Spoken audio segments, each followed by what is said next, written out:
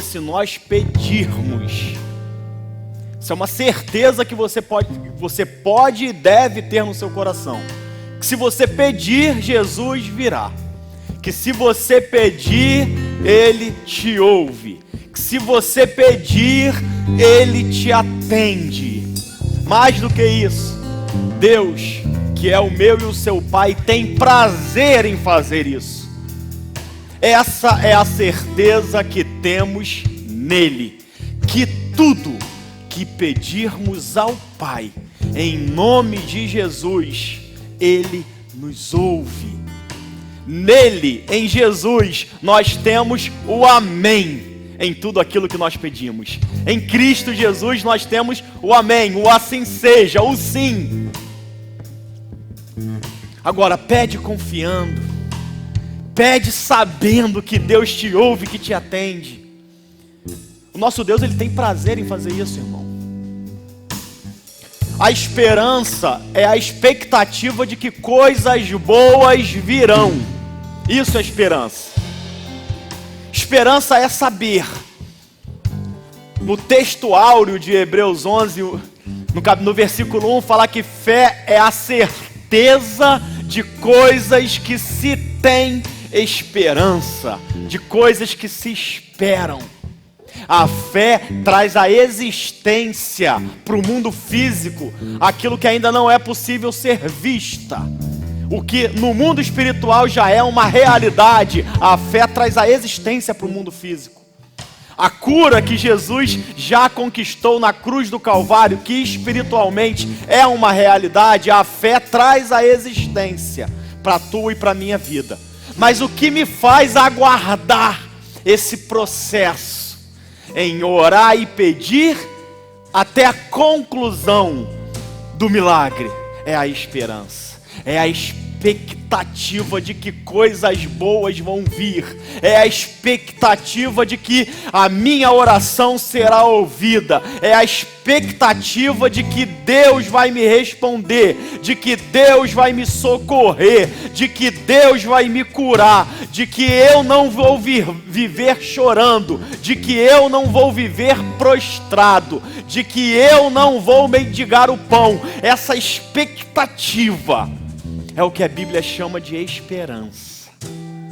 Infelizmente, eu digo infelizmente porque não é a totalidade do que Deus tem para nos ensinar. Ou você ouve um extremo ou outro. Você ouve a respeito de esperança, você ouve se falar de uma esperança para o tempo presente. Você ouve falar de uma esperança para as coisas que vão acontecer aqui nessa terra. A esperança de que você vai ser próspero, de que você vai ter uma família abençoada, de que você vai ter paz, vai ter alegria, e tudo isso é verdade, mas não é a totalidade do que Deus tem reservado para a gente.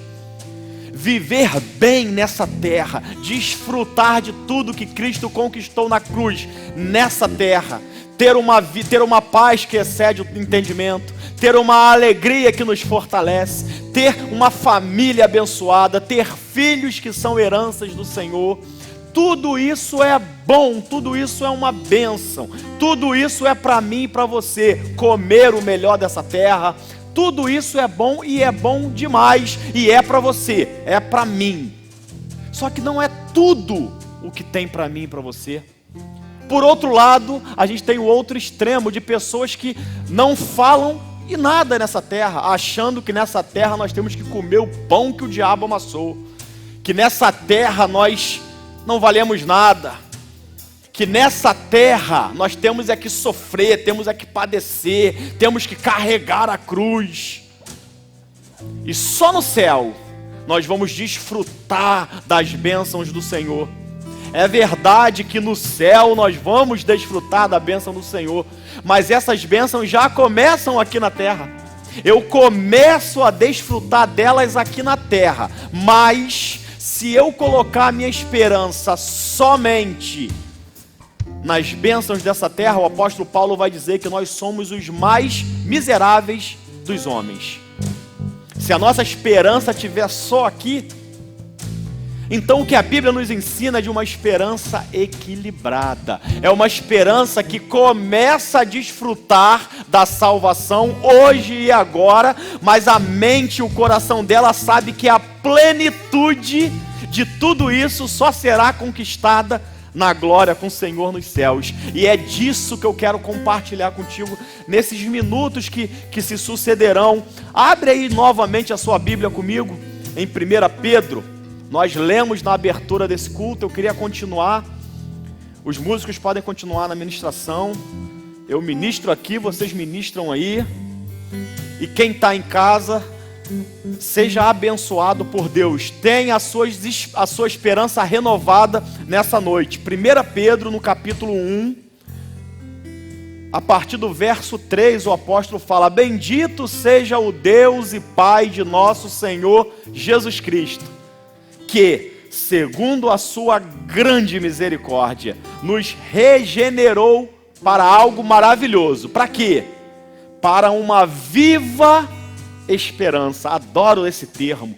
Ele nos regenerou para uma viva esperança. Não é uma esperança morta, não é uma esperança perecível, não é uma esperança circunstancial, não é uma esperança que pode vir a falhar. Não, é uma esperança viva, é uma esperança espiritual, é uma esperança que não falha. Esperança de quê, pastor? Ele fala que essa esperança que vem pela ressurreição de Jesus Cristo dentre os mortos, ela é para uma herança. Eu e você temos que ter a esperança de que receberemos uma herança. Como é essa herança?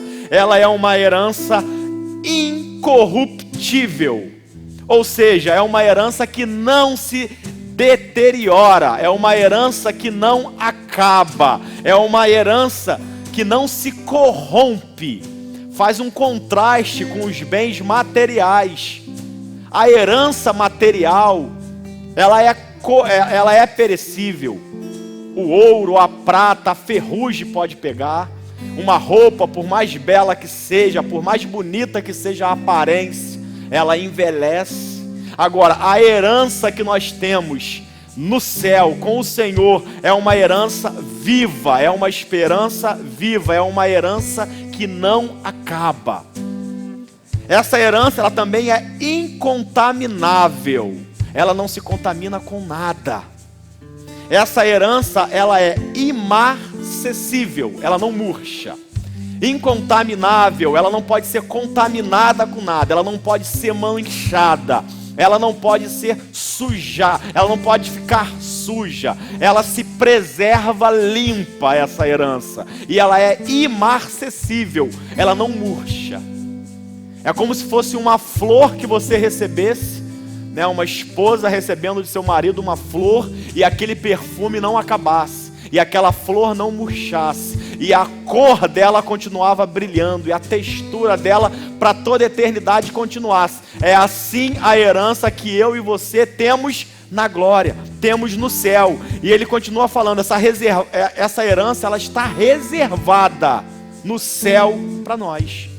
Ela não se limita a essa terra, por isso que eu não posso limitar a minha esperança nas coisas dessa terra.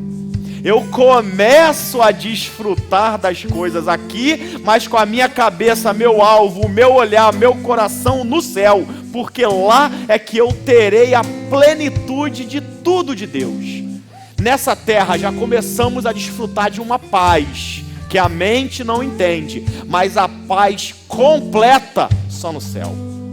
Já desfrutamos da salvação que Cristo conquistou na cruz do Calvário, mas a salvação completa só no céu. Aqui nós já somos filhos. Olha o que João vai falar. Olha o que João vai falar em 1 João 3,2. Ele vai falar: amados, agora, hoje, nesse exato momento, você aceitou a Jesus hoje nós somos filhos, você é filho, mas ainda não se manifestou o que nós havemos de ser. Irmão, ser filho já é bom demais. Ter um pai, está glorioso, já está bom. Eu já desfruto aqui na terra de algo maravilhoso, mas ainda não é tudo que Deus tem reservado, porque Ele fala que ainda não se manifestou o que havemos de ser. Sabemos que quando se manifestar, e isso só vai acontecer quando Jesus vir arrebatar a sua igreja, quando se manifestar, seremos semelhantes a Ele, porque haveremos de vê-lo como Ele é. Hoje eu já desfruto da companhia do Espírito Santo. Ele habita dentro de mim. Jesus está aqui, Deus está aqui, mas a companhia dele de forma completa. Apocalipse fala que ao vencedor, ele verá a Deus como Ele é. Se eu vir a Deus com esse corpo, a ótica que eu tenho, os meus olhos não conseguem contemplar a glória dele. Eu não consigo nem olhar para o sol. Se eu olhar para o sol a olho nu, eu corro o risco de a longo prazo adquirir uma cegueira. Eu não consigo. Imagina olhar para Deus.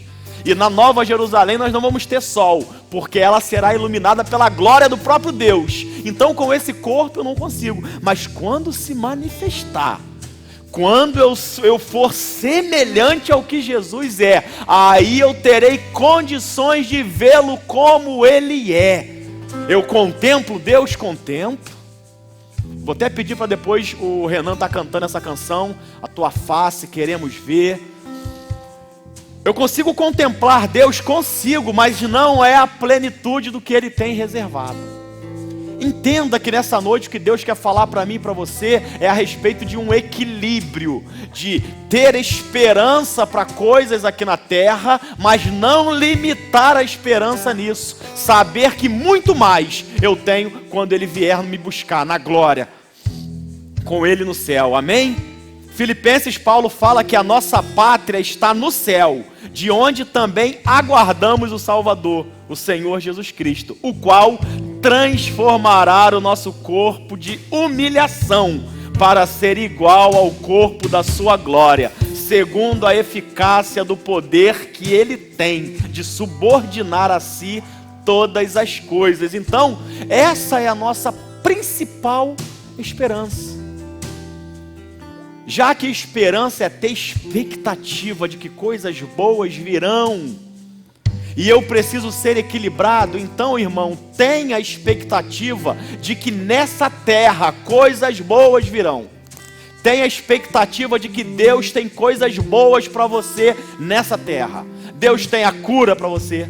Deus tem paz, Deus tem alegria, Deus tem amor, Deus tem restauração. Deus tem para você nessa terra. Você tem muito o que desfrutar aqui, mas não limite o agir de Deus a essa terra. Tenha também esperança, expectativa de que coisas boas virão quando Jesus vier nos arrebatar, nos buscar para morarmos com Ele por toda a eternidade. Tenha essa expectativa também no seu coração. Eu gosto muito desse texto que nós lemos de 1 Pedro 1, na versão contemporânea, na Bíblia, a Mensagem. Eu vou ler para vocês. Fala assim, ó, que Deus nós temos. Ele começa assim: e como somos felizes em tê-lo, o Pai de nosso Senhor Jesus, pelo fato de Jesus ter ressuscitado dentre os mortos, recebemos uma vida nova e temos tudo na vida, até mesmo um futuro no céu, que começa agora. Olha que legal. Nós temos um futuro no céu que começa agora. A nossa salvação, o desfrute começa agora. Só será plenamente concluído no céu, mas começa agora. Deus está assentado. Deus está atento a nós e ao futuro. O dia em que vocês terão tudo isso, uma vida restaurada e integral, está chegando. Tenha expectativa de que uma vida restaurada e integral está chegando. Sei quanto vocês se sentem bem com isso, ainda que nesse meio tempo tenhamos que enfrentar todo tipo de provação. Mas ainda que a gente tenha que enfrentar provações nessa terra, isso não é o suficiente para apagar a esperança que nós temos no nosso Senhor. Saiba que Deus não diferencia bênçãos físicas de bênçãos espirituais, bênçãos terrenas de bênçãos celestiais. Para Deus é uma coisa só. Deus nos abençoa, a começar de agora e a concluir quando estivermos com Ele em glória. Tenha a tua esperança firmada em Deus. Não firma a sua esperança nos homens. Estamos passando por esse período de confinamento, mas não fique achando que as coisas só serão resolvidas quando os médicos encontrarem aí uma vacina, os cientistas, ou quando o governo liberar alguma coisa financeira. Isso é bom que eles façam isso. Estamos orando para que uma cura seja encontrada, para que os governantes tenham sabedoria, mas a minha esperança não pode estar depositada nessas pessoas, porque o homem é falho. A minha e a sua esperança precisa estar depositada em Deus e somente em Deus. O salmista no Salmo 9 vai falar para a gente que o necessitado não será esquecido, que a esperança dos pobres não será frustrada. No Salmo 62 ele vai falar que a minha alma espera, tem esperança somente em Deus, porque dele vem a resposta. Esse é o Deus que eu sirvo, esse é o Deus que você serve. Que essa expectativa continue no seu coração, que essa expectativa não saia de dentro de você. A última canção que nós cantamos aqui falou a respeito de uma pequena nuvem. É uma canção profética. A gente sabe que as histórias que estão lá no Antigo Testamento, elas não estão lá apenas para o nosso conhecimento. Quando eu leio a respeito da vida de Noé, da vida de profeta Jonas, de Abraão, quando eu vejo a respeito da vida de José no Egito, quando eu leio a respeito lá de Moisés, quando eu leio a respeito dessas histórias, não é para que eu fique apenas instruído, não é para obter informação, não é esse o objetivo. O apóstolo Paulo fala para a gente em Romanos 15, que tudo que foi escrito no passado, foi escrito para nos ensinar, de forma que, por meio da perseverança e do bom ânimo, procedentes das Escrituras, nós pudéssemos manter a nossa esperança. Então, tudo que foi escrito da história do povo de Israel foi para que nós pudéssemos manter a nossa esperança. Foi para nos ensinar, para que pudéssemos aprender. Então, quando eu olho os erros cometidos por aquele povo, eu falo, eu não vou cometer o mesmo erro. Eu não vou por esse caminho. Eu não vou fazer dessa forma, porque isso não agrada a Deus. Em contrapartida, quando eu vejo algo bom, quando eu vejo exemplos a ser seguidos, eu falo, vou proceder como esse homem, vou ter a fé que Abraão teve, vou ter a paciência que Jó teve, vou ser um homem ousado como foram os profetas, eu aprendo aquilo. Aí quando a gente vai lá em 1 Reis, no capítulo 18, que foi essa última canção que cantamos, quando a gente se depara com um episódio, com uma história muito conhecida e peculiar, e que muito tem a nos ensinar a respeito de esperança. A gente vê que o povo de Israel estava afundado em pecado, o povo estava dividido, o povo estava na dúvida se servia a Deus de Israel ou se servia a Baal. O povo não sabia. A tradução da King James chega a falar que o povo estava cocheando entre dois pensamentos. Uma hora pensava em Baal, outra hora pensava em Yahvé. O povo não se decidia. O povo estava afundado no pecado. No versículo 21 do capítulo 18, fala que Elias se colocou diante do povo e disse: até quando vocês ficarão oscilando, cocheando de um lado para o outro? Se o Senhor é Deus, siga-no. Mas se é Baal, siga-no. O povo ficou em silêncio. Parece que essas palavras continuam ecoando até o dia de hoje. É como se Deus estivesse falando para você agora: até quando você vai ficar assim cocheando? Você vai seguir a sua carnalidade ou você vai seguir a Deus? Você vai alimentar o teu espírito ou a sua carne? Você vai dar vazão ao medo, ao desespero, ou você vai confiar em Deus? Você vai ficar desesperado achando que tudo acabou, que não há mais esperança, ou você vai depositar a sua esperança no Senhor? É como se isso estivesse rugindo até hoje.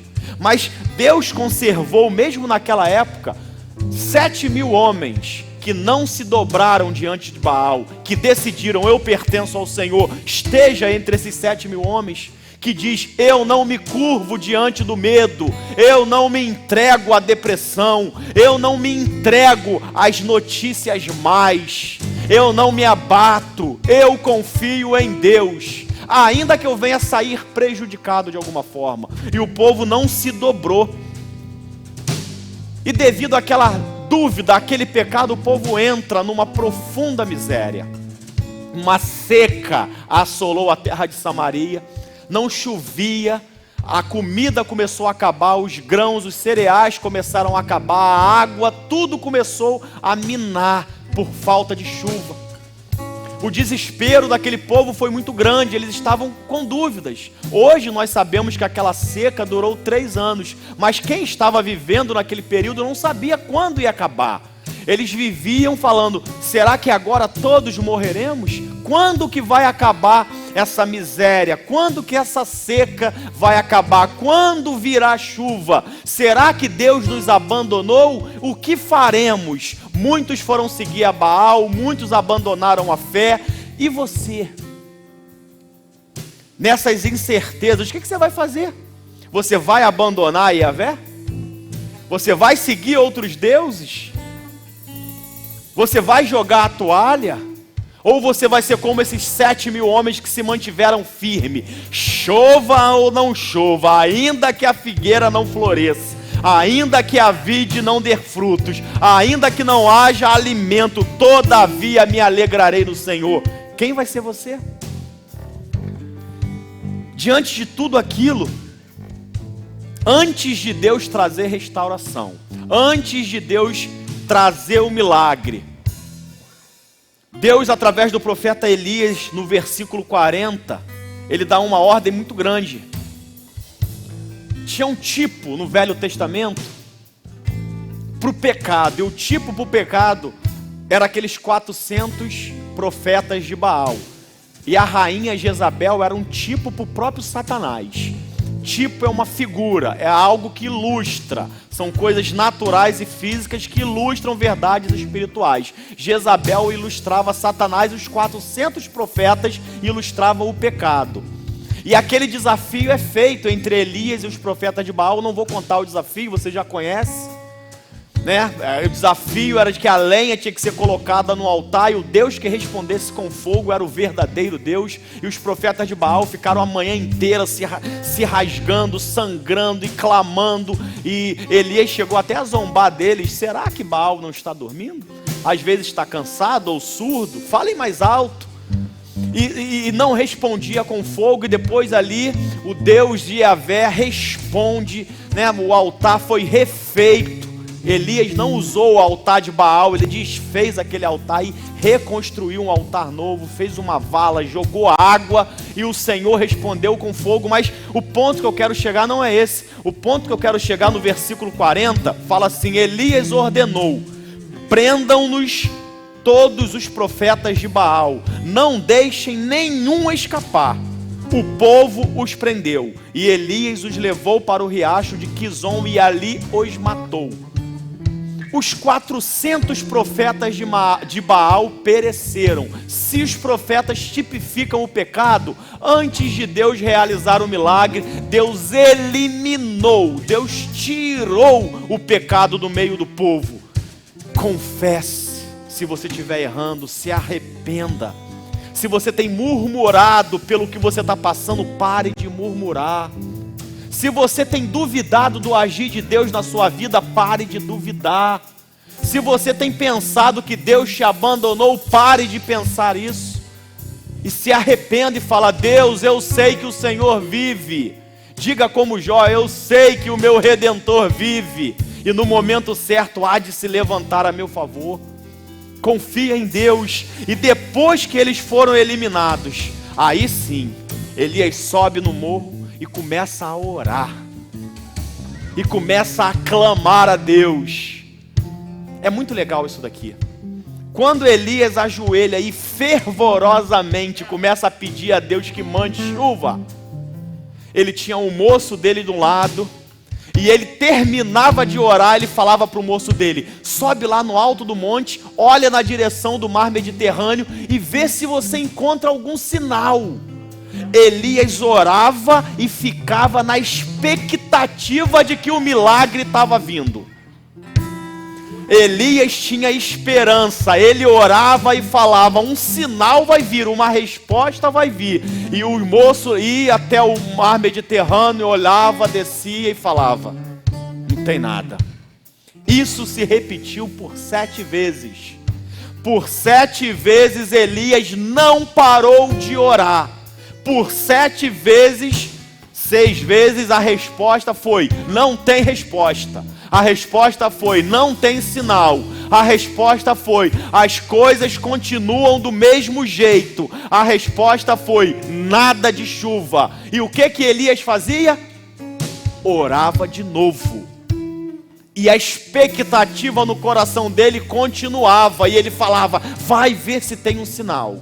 Chegou na 7ª vez. 7, o número da perfeição, o número da graça, o número do poder de Deus. Sempre que o 7 aparece na Bíblia, indica a graça, indica o poder, o agir de Deus, indica a perfeição. E da 7ª vez que o moço vai, ele volta e fala: profeta, não sei o que é, eu vi uma pequenininha nuvem, era mais ou menos do tamanho da mão de um homem. Um sinal muito pequeno que talvez passasse despercebido por muita gente. Talvez o moço não foi o único na terra de Israel que tenha visto aquela nuvem. Talvez outras pessoas viram, mas ninguém se deu conta do ato profético que estava sendo feito ali. Elias, quando ouve aquilo, na mesma hora Elias para de orar, porque ele fala: minha oração acabou de ser respondida. Desce correndo, procura Acabe e avisa ele: Acabe, apronta-te, chegue no seu palácio antes que a chuva te pegue. Elias viu um pequeno sinal e entendeu que aquele pequeno sinal era o início de um grande milagre. Talvez o sinal para você nessa noite não é nada mais, nada menos do que uma palavra que você está ouvindo aí agora. Uma exortação, talvez uma canção que ao cantar o Espírito Santo ministrou, talvez um acorde que o Espírito Santo usou para falar contigo. Eu não sei qual foi o sinal. O que eu sei é: não menospreze-o, por menor que ele pareça ser.